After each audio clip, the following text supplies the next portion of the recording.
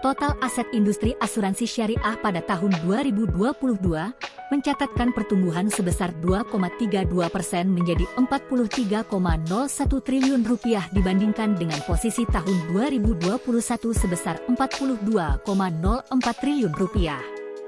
Dikutip dari publikasi data perkembangan industri asuransi syariah 2018 hingga 2022 yang diterbitkan oleh Asosiasi Asuransi Syariah Indonesia, ASI, Selasa 12 September 2023, total aset dalam industri asuransi syariah cenderung mengalami peningkatan setiap tahun dari tahun 2018 hingga 2020. Namun, pada tahun 2021 terjadi penurunan yang kemudian diikuti oleh peningkatan pada tahun 2022.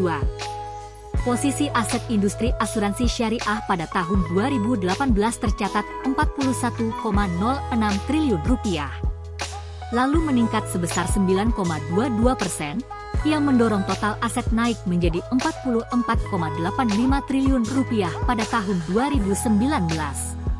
Meskipun mengalami penurunan kecil sebesar 1,42% pada tahun 2020, perusahaan tetap berhasil mempertahankan posisinya dengan total aset mencapai Rp44,17 triliun.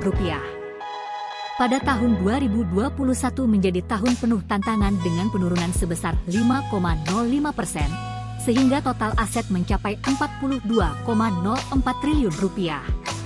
Namun, pada tahun 2022, industri asuransi syariah berhasil mengatasi tantangan ini dengan pertumbuhan sekitar 2,32%, menjadikan total aset mencapai Rp43,01 triliun.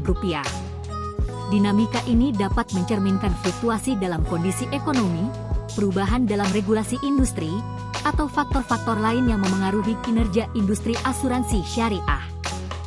Penurunan walau tidak signifikan pada tahun 2021 kemungkinan terkait dengan dampak pandemi COVID-19 yang melanda dunia, termasuk Indonesia. Pandemi ini berpotensi memberikan pengaruh luas pada berbagai bisnis, termasuk industri asuransi. Namun, peningkatan pada tahun 2022 mengindikasikan adanya pemulihan ekonomi dan industri secara keseluruhan.